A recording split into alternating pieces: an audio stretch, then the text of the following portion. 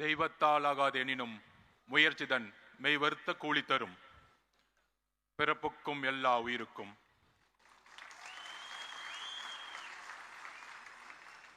மேடையில் அமர்ந்திருக்கக்கூடிய திருமதி விஜயலட்சுமி, உறுப்பினர் சேர்க்கை அணி செயலாளர், திரு மணிகண்டன், கொள்கை பரப்பு இணை செயலாளர், திருமதி தகிரா, கொள்கை பரப்பு இணை செயலாளர், திரு ராஜ்மோகன், கொள்கை பரப்பு செயலாளர், திரு CTR நிர்மல்குமார், துணை பொதுச் செயலாளர், திரு ராஜசேகர், தலைமை நிலைமை செயலாளர், திரு வெங்கட்ராமன், பொருளாளர், திரு ஆனந்த், பொதுச் செயலாளர் அவர்கள், சிறப்பு விருந்தினர் பிரசாந்த் கிஷோர் அவர்கள், திரு பிரசாந்த் கிஷோர் அவர்கள் ஜன் சுவராஜ் பார்ட்டியின் நிறுவனர், மற்றும்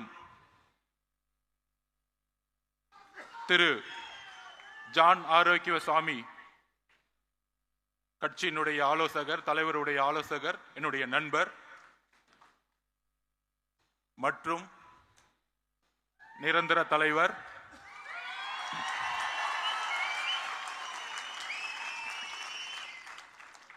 இப்பொழுது தளபதி என்று அழைக்கக்கூடிய நாம் தலைவர் என்று அழைக்கக்கூடிய ஒரு பரிணாமத்தை நோக்கி சென்று கொண்டிருக்கின்ற நம்மளுடைய தலைவர்,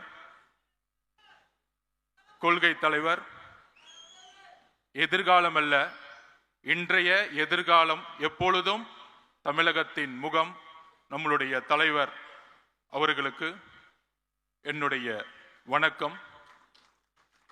தமிழக வெற்றி கழகத்தின் என்னுடைய முதல் உரை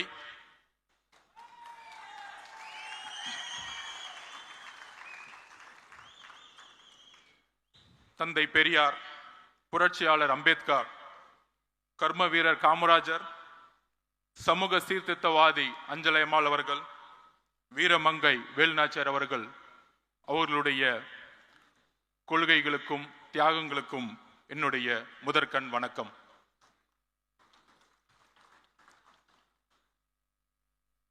பிறப்பால் ஒரு தலைவர் உருவாகக்கூடாது, மன்னராட்சி ஒழிக்கப்பட வேண்டும் என்கின்ற ஒரு உண்மையை கூறியதற்காக பல்வேறு சூழ்ச்சிகள் என்னை சூழ்ந்த பொழுது ஒரு அழைப்பு வந்தது திரு தலைவர் அவர்களிடமிருந்து. உங்களுடைய இடம், உங்களுடைய கொள்கை தமிழக வெற்றி கழகத்தில் இருந்து துவங்குங்கள் என்று. நான் ஏன் தமிழக வெற்றி கழகத்தில் சேர்ந்தேன் என்கின்ற பதிவை நான் இங்கு பதிவு செய்ய வேண்டும். சிறு வயதில் புரட்சியாளர் அம்பேத்கர் அவர்களிடமும் தந்தை பெரியார் அவர்களிடம் இணைக்கப்பட்டவன் நான். அந்த கொள்கை வழியில் பல்வேறு அரசியல் கட்சிகளில் பணி சேர்ந்த அனுபவம் இருக்கிறது. ஆனால் என்னுடைய ஒரே கேள்வி, தந்தை பெரியார் அவர்களை சமூக சீர்திருத்தத்தை பேசக்கூடிய இந்த அரசியல் 70 வருட அரசியல் எப்பொழுதும் புரட்சியாளர் அம்பேத்கரை மேடையில் ஏற்றியது கிடையாது.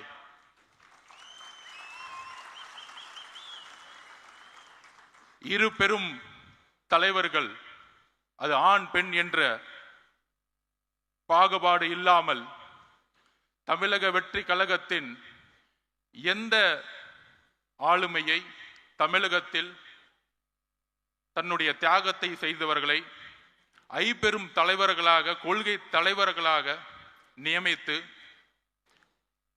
தன்னுடைய சினிமா என்கின்ற உச்சபட்ச ஒரு பொருள் ஈட்டக்கூடிய ஒரு பொறுப்பையும் துறந்து இந்த கொள்கை வழியில் நடக்க வேண்டும், ஒரு புதிய அரசியலை உருவாக்க வேண்டும். அவரோடு சேர்ந்து உரையாடிய பொழுது எந்த அளவிற்கு கொள்கை ரீதியில் தன்னை உள்வாங்கியிருக்கிறார் என்கின்ற ஒரு புரிதலோடு என்னை தமிழக வெற்றி கழகத்தில் இணைத்துக் கொண்டேன். தலைவர் கூறியதை போல பெரியாரிசம் பேசுவார்கள், சமூக சீர்திருத்தம் பேசுவார்கள். ஆனால் ஜாதி அரசியலை பேசி தேர்தல் அரசியலில் வெற்றி பெற்று ஊழலை முதற்கண்ணாக ஆட்சியில் முக்கிய ஒரு கொள்கையாக உருவாக்கி போலி கபடவாதிகள் பெரியாரையும் சமூக சீர்திருத்தத்தையும் முன்னிலைப்படுத்தியே இன்றைய அரசியல் ஒரு போலி கபடதாரிகளின் கைகளில், ஒரு ஊழல்வாதிகளின் கைகளில் இருந்து கொண்டிருக்கிறது. அதை துடைத்தெறிய வேண்டும். உண்மையான, அவர் கூறியதை போல, மக்களிடம் உண்மையான உணர்வு அற்ற தலைவர்கள் தான் நான் பார்த்த பல்வேறு அனுபவங்கள். அந்த உணர்வு தமிழக வெற்றி கழகத்தில் இருக்கிறது. ஒரே கட்சி பெரியாரையும் அம்பேத்கரையும் இணைத்து சமூக சீர்திருத்தத்தை உருவாக்கக்கூடிய ஒரு இயக்கமாக பரிணமித்துக் கொண்டிருக்கிறது.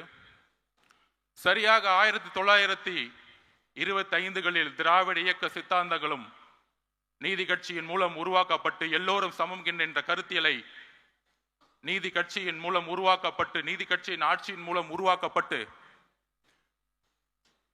தந்தை பெரியார் மூலம் அந்த கொள்கைகளை திராவிட கழகம் மூலம் சேர்த்து அண்ணா அவர்கள் உருவாக்கிய எல்லோரும் சமகின்ற அரசியல் 1949 உருவாக்கப்பட்டு இன்றோடு கடந்த 100 வருடங்கள் ஆகிவிட்டது. ஆனால் பெரியார் அவர்கள் கண்ட கனவு, அண்ணா அவர்கள் கண்ட கனவு, புரட்சியாளர் அம்பேத்கர் கண்ட கனவு எதுவும் நிறைவேற்றப்படவில்லை. வெற்றி பெற்று ஒவ்வொரு துறையிலும் ஊழல் செய்து 30 வருடங்களுக்கு முன்பு எந்த பொருளாதாரம் வலிமை இல்லாதவர்கள் இன்று மிகப்பெரிய கல்வி நிறுவனங்களை நடத்தி கொண்டு, சினிமா துறையில் பல்வேறு தொழில்களை நடத்தி கொண்டு இருக்கின்ற ஒரு அரசாங்கமாக, அரசை நோக்கிய ஒரு அரசியல் இன்று இருந்து கொண்டிருக்கிறது.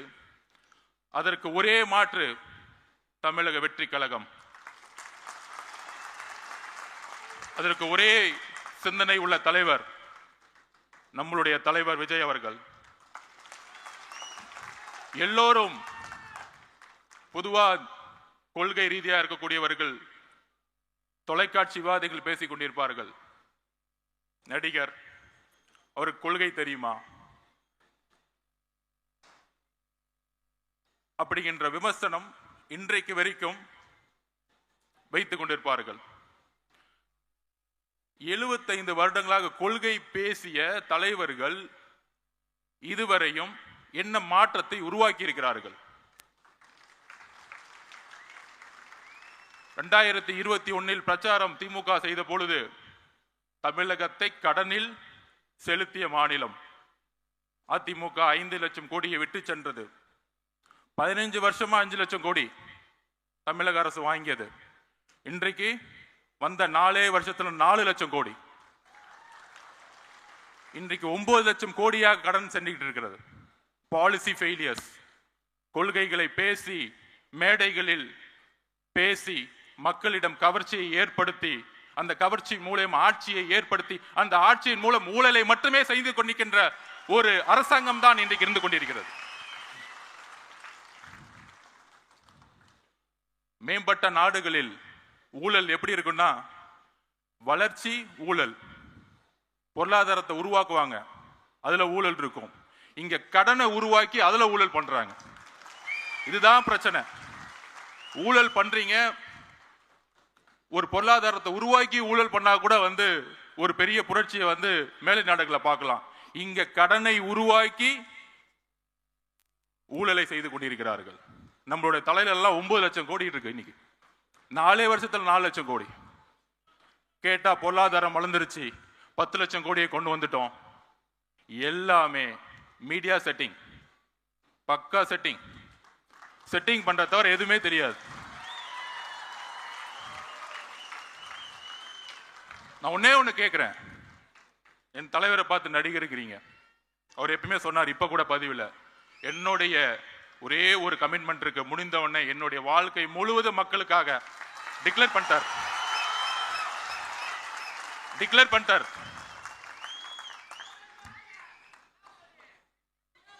ஓப்பனா டிக்ளேர் பண்ணிட்டார்.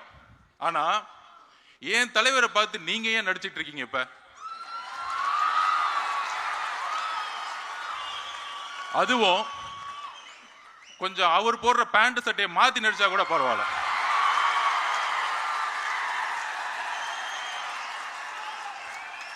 இதுல இருந்து ஒரு பதிவாகுது, உங்களுக்கு முதல்வரும் ரசிகர் தான்.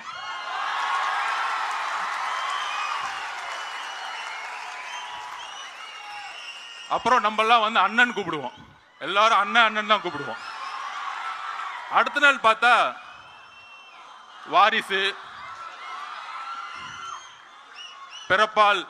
பிறப்பால் பதவி அடைந்தவர் அண்ணன் சொல்லிட்டு பேச ஆரம்பிச்சிட்டாங்க. என்ன நடக்குதுன்னே தெரியல. சோ தூக்கத்துல எல்லாம் இப்ப என்ன நடக்குதுன்னா, ஆளுங்கட்சிக்கு தூங்கும் போது, நடக்கும் பொழுது இந்த கூட்டத்தை எப்படி அடக்கிறது? நம்ம மணி சொன்ன மாதிரி இது என்ன களிமண்ணா?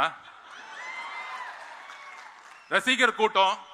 ஆமாப்பா, இப்படிதான் எம்ஜிஆர் சொன்னீங்க, 77 தூக்கி போட்டாரு, 89 வரைக்கும் வர முடியல, அவர் உயிரோடு இருக்க வரைக்கும் வர முடியல. ஏளனம் பேசுவதை நிப்பாட்டுங்கள், ஒருத்தரை ஒருமையில் பேசுவதை நிப்பாட்டுங்கள். மக்கள் வரவேற்பார்கள். தன்னுடைய தொழிலை, தன்னுடைய பொருளாதாரத்தை தூக்கி எறிந்த தலைவரை வரவேற்பார்கள். ஆட்சியை அமைத்து பொருளாதாரத்தை உருவாக்கக்கூடிய அரசாங்கங்கள் தான் நாம் பார்த்துக் கொண்டிருக்கிறோம். பொருளாதாரத்தை தூக்கி எறிந்த ஒரு தலைவரை நாம் பார்த்துக் கொண்டிருக்கப்படுகிறோம். அதற்கு ஒரு தைரியம் வேண்டும். அந்த தைரியத்துடன் தான் நாமும் நம்முடைய தலைவரும், இங்க இருக்கக்கூடிய மாவட்ட செயலாளர்களும், ஒன்றிய பொறுப்பாளர்களும், ஏன் பூத் லெவல் செக்ரட்டரியிலும் எல்லோரும் ஒரே பயணத்தை நோக்கி செல்ல போகிறோம்.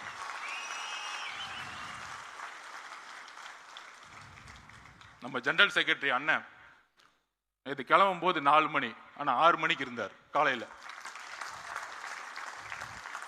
புதுசா உட்கார்ந்து மேடையில யூடியூப்ல உட்கார்ந்துட்டு ஜான் ஆரோக்கிய சுவாமிக்கும், மாதவர்ஜுனாவுக்கும், பொருளாளர் அவர்களுக்கும், பொதுச் செயலாளருக்கும் பிரச்சனை. டைம் வேஸ்ட் பண்ணாதீங்க. நாங்க ரொம்ப கிளியரா இருக்கும், போக்கஸ்டா இருக்கும். நான் ஸ்போர்ட்ஸ்மேன், அண்ணன் நம்பர் 1, நடிகர் இல்ல, இண்டஸ்ட்ரியோட நம்பர் 1. நிறைய பேர் வந்து சினிமாவில் நடிச்சாங்க, எதுக்குன்னா பிரபலம் ஆகணும், பிரபலமான அரசியலுக்கு வரணும், அரசியல் ஆனவன துணை முதலமைச்சர் ஆயிடணும், அவ்வளவுதான். இங்க உண்மையா இருந்து நம்பர் 1 இருக்காரு ஒரு இண்டஸ்ட்ரியில. அதுக்கு ஒரு தைரியம் வேணும், அதுக்கு ஒரு உழைப்பு வேணும், அதுக்கு ஒரு கமிட்மெண்ட் வேணும், அதுக்கு ஒரு மக்கள் ஆதரவு வேணும். இங்க மக்கள் ஆதரவு இல்லாம யாராலையும் நம்பர் 1 ஆக முடியாது. நீங்க எந்த விதமான ராஜாங்கத்தை உருவாக்கலாம், நீங்கள் எந்த விதமான மன்னராட்சியை உருவாக்கலாம். 1917 ரஷ்ய புரட்சி, 1789 பிரெஞ்சு புரட்சி, இந்த புரட்சியை படியுங்கள். இந்த மன்னராட்சி அதிகாரத்தை யூஸ் பண்றது, எங்க கட்சிக்காரங்க மேல எஃப்ஐஆர் போடுறது, சிறை செல்வதற்கும் நாங்கள் தயார்.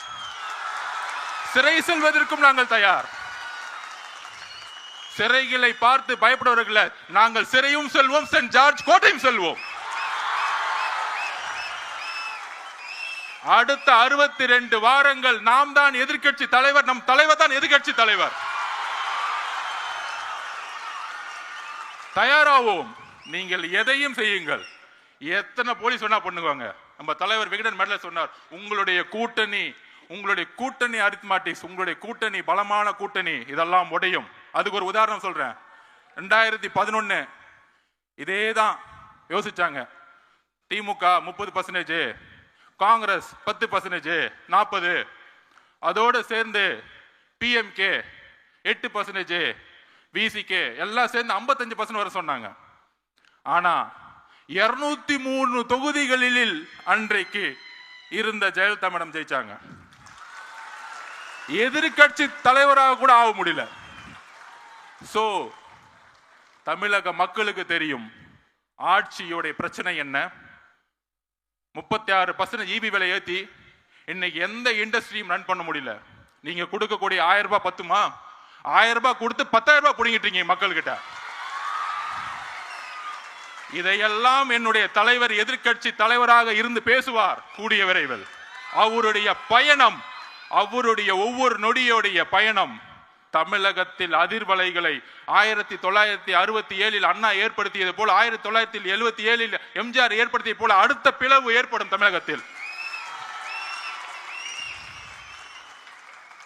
அதற்கு எல்லா அஜெண்டா ரெடி, எல்லாமே பிளானிங் ரெடி. எல்லாரும் சொல்லுவாங்களே தேர்தல் அரசியல் இவங்களுக்கு தான் எல்லாம் தெரியும். ஒரு பெரிய மினிஸ்டர் அவர் வந்து பூத்துக்கு 10,000 ரூபாய் கொடுப்பாரு. அவர் வந்து கோயம்புத்தூர் பக்கம் வந்து எல்லாத்தையும் பார்த்துக்குவாரு. ஒருத்தர் திருச்சி பக்கம் பார்த்துக்குவாரு, ஒருத்தர் வந்து திருவண்ணாமலை பக்கம் பார்த்துக்குவாரு. 10 இன்ஜினியரிங் காலேஜ் வச்சிருக்காங்க. 1967 மக்கள் தூக்கி போட்டதும் 1977 திரு எம்ஜிஆர் அவர்களை கொண்டு வரும் போதும் பண பலத்தை நோக்கி இல்ல, மக்கள் செல்வாக்கை நோக்கி. எங்களிடம் பணம் இல்லாமல் இருக்கலாம், ஆனால் உழைப்பு இருக்கிறது, தைரியம் இருக்கிறது, நல்ல தலைவர் இருக்கிறார், அதோடு சேர்ந்த உண்மை கொள்கை இருக்கிறது. So agenda ready. முக்கியமா அடுத்தது ஒரு விஷயம், திரு ஜன்சுராஜ் தலைவருடைய பிரசாந்த் கிஷோர் அவரு ஏன் இங்க வந்தாரு? 2021 திமுக வரும்போது ஏன் அந்த கொஸ்டின் வரல? பயம், வேற ஒண்ணு இல்ல, பயம். ஒரு தலைவரை நோக்கி, எங்கள் தலைவரை நோக்கி பல அறிவாளிகள் வருவது ஒரு இயற்கை. இதுல என்ன தவறு? இதுல என்ன தவறு இருக்கிறது? ஃபுட்பால்ல மெஸ்ஸி சொல்லுவாரு, நான் வேர்ல்டு கப் நம்பர் 1 இருக்கிறதுக்கு முக்கியமான காரணம், ஜெயிச்சதுக்கு என்ன காரணம்னா இது ஒரு டீம் கேம், குழுவோடு சேர்ந்து விளையாண்டதனால் நான் நம்பர் 1 ஆனேன். நாங்கள் வந்து ஒரு 45 சீட்டு கொடுங்க, அந்த 45 சீட்டை வாங்கிட்டு எம்எல்ஏ ஆகிறதுக்கு வரல, ஆட்சி அமைக்க வந்திருக்கோம், மக்களோட பேரோட ஆட்சி அமைக்க வந்திருக்கோம். ஆட்சி அமைப்பதற்கு எல்லா சிந்தனை கொண்டவர்களும் இந்த கட்சியில் வரும் பொழுது இது மன்னர் ஆட்சி இல்ல, அறிவு இருக்கவங்க எல்லாம் கட்சிக்குள்ள வரக்கூடாது. ஒரு துதிப்பாடிகளும் இந்த சட்டசபையில பார்ப்போமே, பாலிசி மேக்கிங் 10 மானிய கோரிக்கை ஒரே நாள் நிறைவேற்றிடுவாங்க. 10 மானிய இனியா நிறைவேற்றி பார்த்துருக்கீங்களா? ஏன்னா துதிப்பாடல், வாழ்க வாழ்க வாழ்க, தமிழக மக்கள் ஒளிக ஒளிக ஒளிக, இதுதான் போயிட்டு இருக்கோம். நாங்கெல்லாம் மேலே போயிட்டே இருப்போம், நாங்கெல்லாம் ரோட்ல நின்றுட்டு இருப்போம். இவ்வளவுதான் சட்டசபை தான் போயிட்டு இருக்கு. இதை உடைத்தெறிய திரு ஜான் ஆரோக்கியசாமி எப்பொழுது நமக்காக வேலை செய்து கொண்டிருக்கிறார்களோ, நானும் என்னுடைய பங்கு இருக்கிறதோ, இங்க இருக்கக்கூடிய மாவட்ட செயலாளர், பொருளாளர், பொறுப்பாளர்கள், ஜெனரல் செக்ரட்டரி, அதோடு சேர்ந்து ஜன்சிவராஜ் பார்ட்டியுடைய தலைவர் நம்மளோடு இணைந்து வேலை செய்ய வராரு. இதெல்லாம் தவறு. நம்மளுடைய கொள்கைகளை, நம்மளுடைய ஐப்பெரும் தலைவர் கொள்கைகளை, நம்மளுடைய எல்லா கொள்கைகளையும் உள்வாங்கி அதற்கான தேர்தல் பிரச்சாரத்தில் நம்மளோடு சேர்ந்து இன்னும் பல பேர் வரதுக்கு ரெடியா இருக்கிறாங்க. இன்னும் பல தலைவர்கள் வர ரெடி போறாங்க. இன்னும் பல பூகங்கள் வரப்போகுது. சோ அதனால எப்படி நூற்றாண்டுகள் கழித்து ஒரு புதிய மாற்றங்களும் புரட்சிகளும் உருவாகுமோ, அவரை பத்தி நான் ஒண்ணு சொல்லணும். பிரசாந்த் கிஷோர் அவர்களை அவரோட பயணித்ததுல 2021 1990க்கு அப்புறம் மெஜாரிட்டி கவர்மெண்ட் திமுக வந்ததே கிடையாது. அவருடைய சிந்தனைகளும் ஒரு முக்கிய காரணம் வெற்றி பெற்றதுக்கு 2021. அதே போல வெஸ்ட் பெங்கால்லையும் டெல்லி எலெக்ஷன்லையும் கெஜ்ரிவால் அவர்களை வின் பண்ண வைக்கும் பொழுது நான் தனிப்பட்ட முறையில் பார்த்துருக்கேன். மிகப்பெரிய prime minister, home minister campaign, பெரிய கேம்பெயின் போன எலெக்ஷன்ல. ஆனா அதுக்கான அந்த நேரத்தில் வந்து திரு கெஜ்ரிவால் அவர்கள் ஜெயிக்க முடியாதுங்கிறத சொன்னிச்சு. ஒரு சிந்தனையை கரெக்டா வந்து ஒரு டிசைன் பண்ணாரு, கட்சியோடைய கோஆர்டினேஷன்ஸை உருவாக்குனாரு. அந்த கோஆர்டினேஷனோட சேர்ந்து வரும் பொழுது அன்றைக்கு பிஜேபி மிகப்பெரிய தோல்வியை ஏற்படுத்தியது. ஸோ இன்னைக்கு இன்னும் மிகப்பெரிய தலைவர்கள், மிகப்பெரிய ஆளுமைகள் வரக்கூடாது என்பது நிச்சயமல்ல.